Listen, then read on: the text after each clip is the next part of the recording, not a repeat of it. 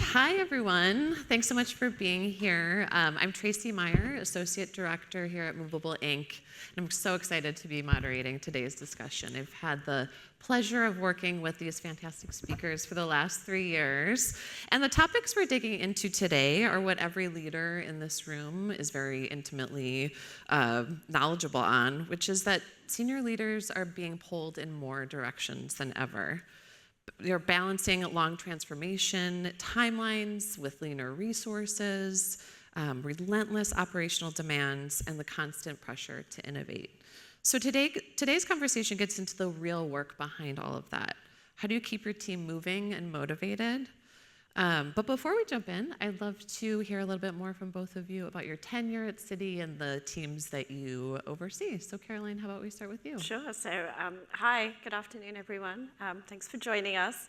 My name's Caroline. Anyone who was here at the event last night, I have a blue aura, so we thought we'd introduce ourselves a little differently, also with an angel halo. So that's something I learned last night. But I've been at Citi just over 3 years. I've been in financial services all of my career, which I never thought I would actually say. And I look after and head up the retail customer marketing team at Citi.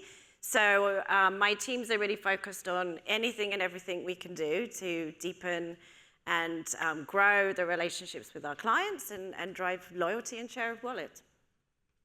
Great. How about you, Suzanne? Perfect. So I too, I think the joke is over though now. I too have a violet aura, which is apparently just very unique and very intuitive and magnetic. But I think they can't say anything bad to us. So that's probably it. So I'm at Citi and I head up spend engagement marketing.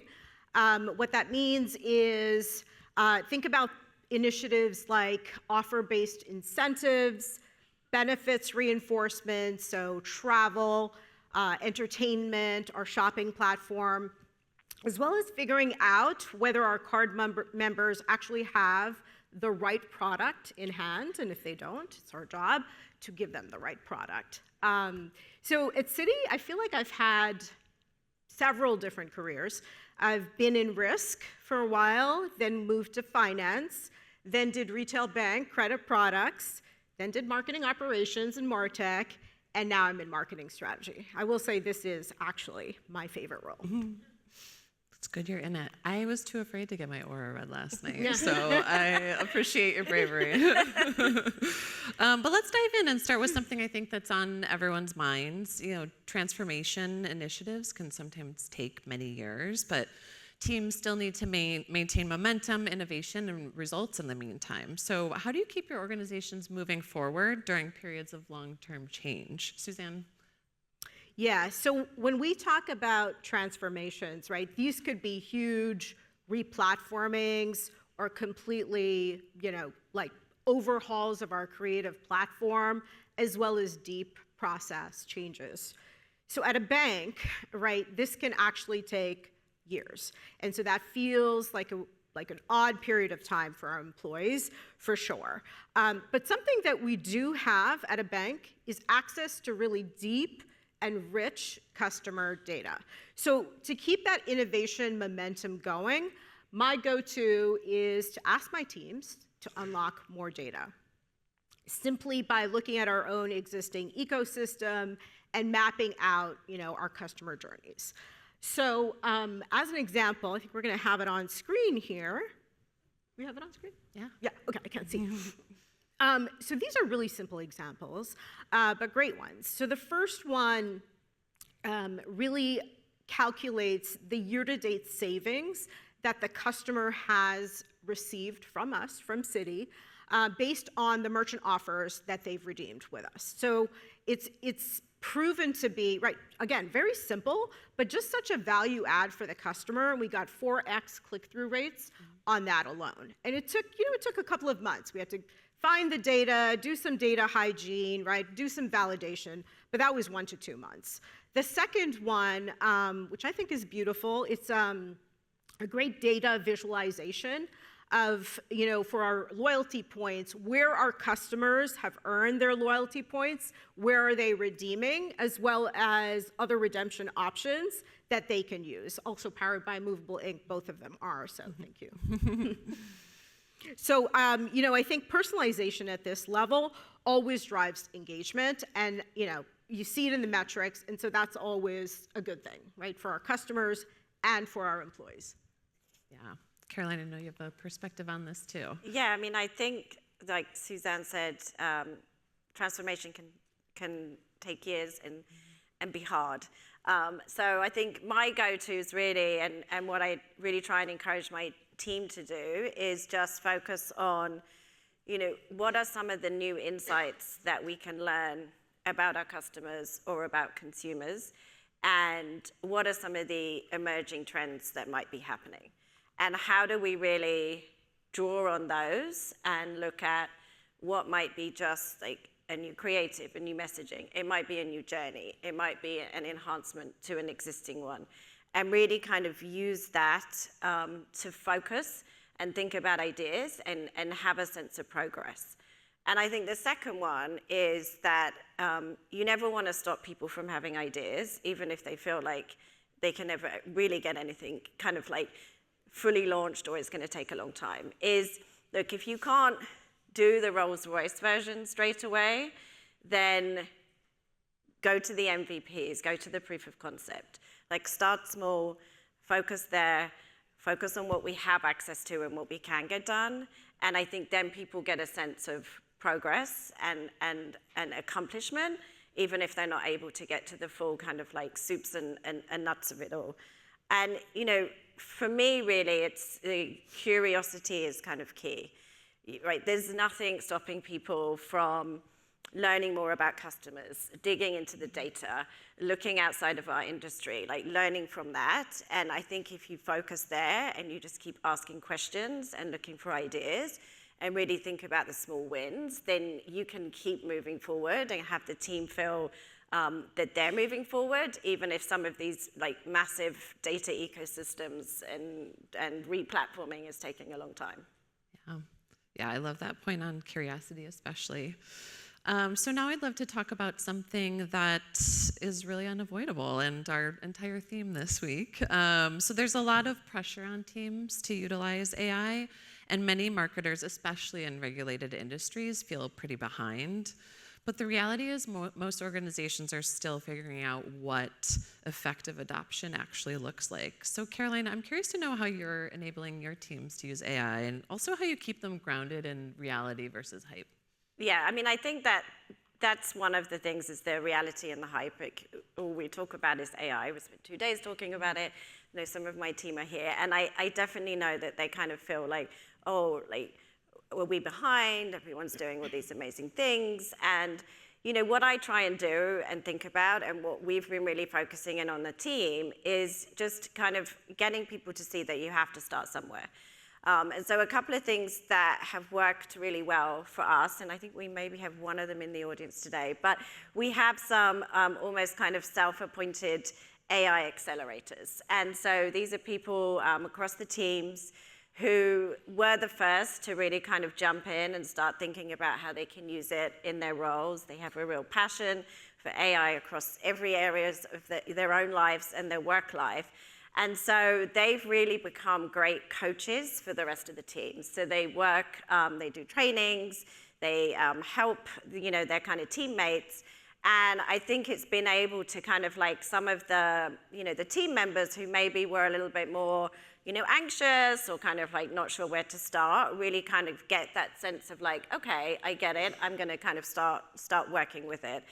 And building on that, what we've introduced and what we look at is we do a monthly kind of AI playtime. And so this is really where teams come and they share the use cases that they've had for AI, successes, as well as also like failures and questions, so that we're really trying to kind of broaden out how people are using it in the team. And I think we've seen the adoption really kind of accelerate quickly, even over the last 6 months. And then the other area is that there's so many ways that AI is relevant in marketing. And everyone here, we're spending a lot of time talking about the personalization and data and agents, et cetera. But there's also other uses. Like, we've just completed our first research study using AI synthetic audiences, which was a great kind of additional use case to bring to the team and start sharing internally. And it's something that is like readily available. That's fantastic. Suzanne, how are you approaching it with your team? Yeah, so, first thing I would say is get good practice experimenting with the administrative stuff. And we're all doing it already, so it's nothing new for sure. But what it does is it allows the team members, right, to feel like they're moving ahead in this space, but it's also a very safe space. And so an example that I'm gonna bring attention to is my employee engagement team actually had a lot of fun with this. They did our presentation for our bi-monthly town hall completely using AI. And so they fed in prompts and information, and they had a lot of fun generating this town hall deck. Hi to Moose and Bill, thank you for that. And so it was a lot of fun, and what they did was they actually, in the town hall itself, turned it into like a learning moment and showed the team sort of how they generated it. So examples like that are always fun. The next step is really getting into, beyond administrative things, right, the content creation. And so we're using AI to generate our marketing briefs, right, as well as come up with the variants for email subject lines and pre-headers and headers. I will say that it is also critically important to really think big about the future, right? And so we're probably all in the middle, maybe, of submitting our investment asks, right, our technology investment asks for 27 and 28. And the thing is, like, maybe this is a bank thing, but like, building a business case is just such a pain in the neck, right? Getting all the information together, right? Creating that compelling story, getting sponsorship, figuring out that it has to be within a reasonable budget or allocation of resources, all of those things. Well, with AI, it's almost like this limitless, unconstrained world, right? So that's what I've been telling my team, because the executive leadership is so hungry for AI use cases that it's kind of like anything goes. And so that's been really freeing and kind of a fun exercise for all of us. Yeah, I love that perspective on the potential there. And I also love just that both of your answers include the idea that innovation doesn't require the perfect circumstances, but really the right mindset to make your teams feel safe and being creative and experimental. I think if you work in a large corporate organization, it's not often the perfect circumstances. Yes, yeah, maybe within certain parameters. But that connects to something I think is hard to protect within a large organization. To your point, so Suzanne, with so much operational demand on your team, how do you protect time for strategic thinking and connection? Yeah, we do a couple of things. So I do think it's critically important to get the team out of the day-to-day, which can sometimes just feel like such a grind. And so we do a few things. One is we do an annual creative forum. And so that's 2 days that we take out of the year, and we hide away. We take the team off-site. We share, ideas, creative. We bring in speakers so that the team is learning. We bring in facilitators to have breakout sessions. And in fact, a lot of really great ideas have come from that session, so it does work for sure. Another thing that I do is I have blocked out for my team Fridays from 2 to 5 p.m. So I send out this calendar invite, and it's basically a no meeting zone for all my team. And so they can, decline any meetings they choose. And what that does is it protects that space so that they know right during the week that they have this time to take care of administrative tasks. And that frees them up, right, to really think about, other strategic work earlier on in the week. So that's always, that's been a real success. And then the other thing we all do at the volunteer events, real big proponent of that, because, obviously we all feel good coming together, doing good for the community. But what I find is, like, those are such great events. There's such bonding that occurs in that. And I see that translate when we get back into the workplace in terms of partnership and greater collaboration. Yeah, I love that. What would you add, Caroline? I think a couple of things to add there.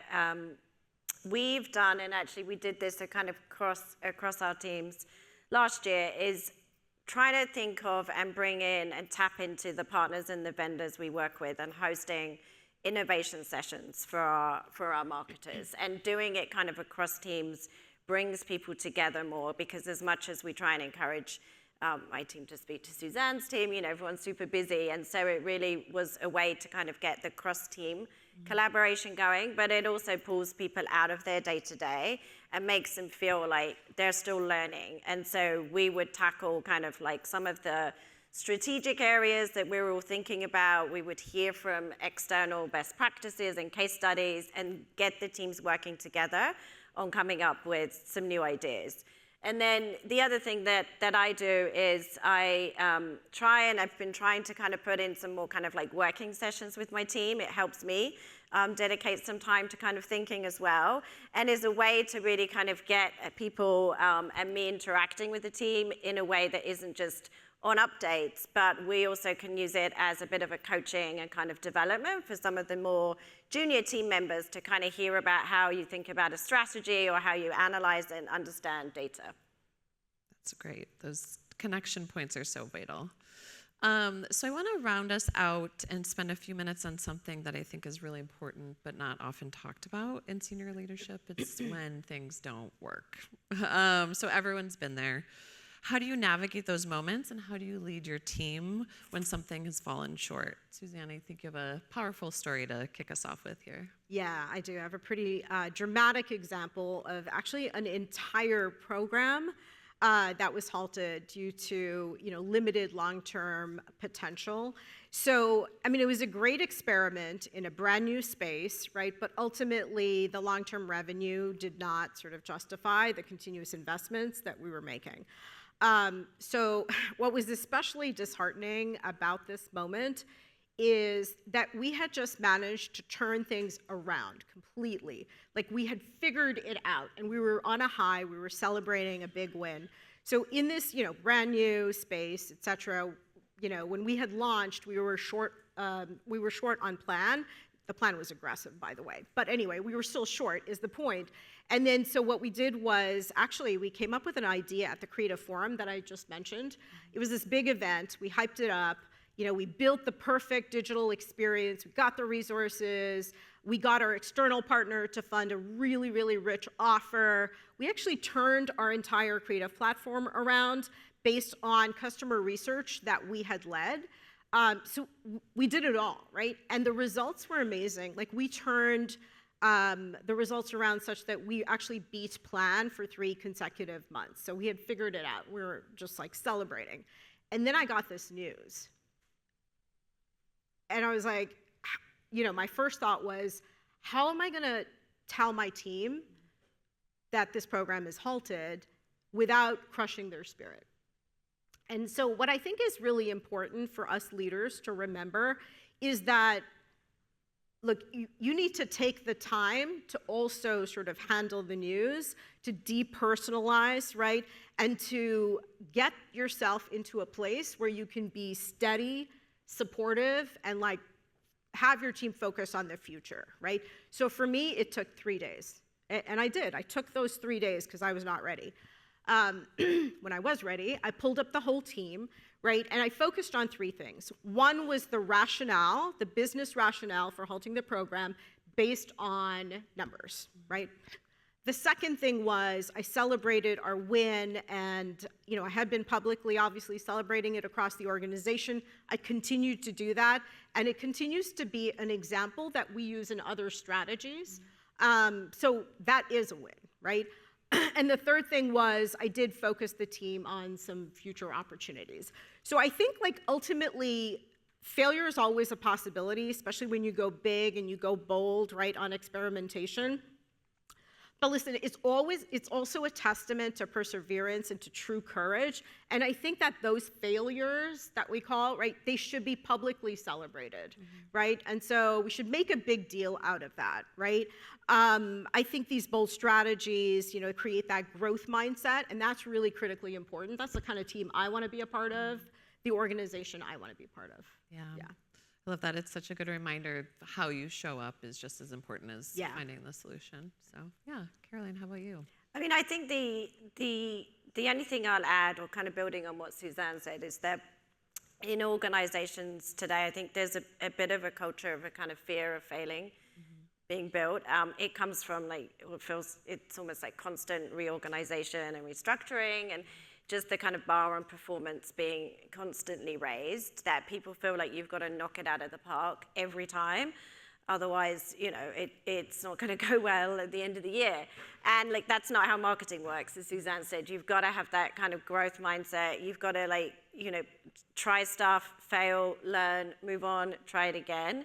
And so it's really important for me that even if I have programs in some of the teams where results are declining, you really just say, you have to just take ownership for it and try and turn it around and come up with a plan. And I really speak to my team about, let's see it as a challenge and not a defeat.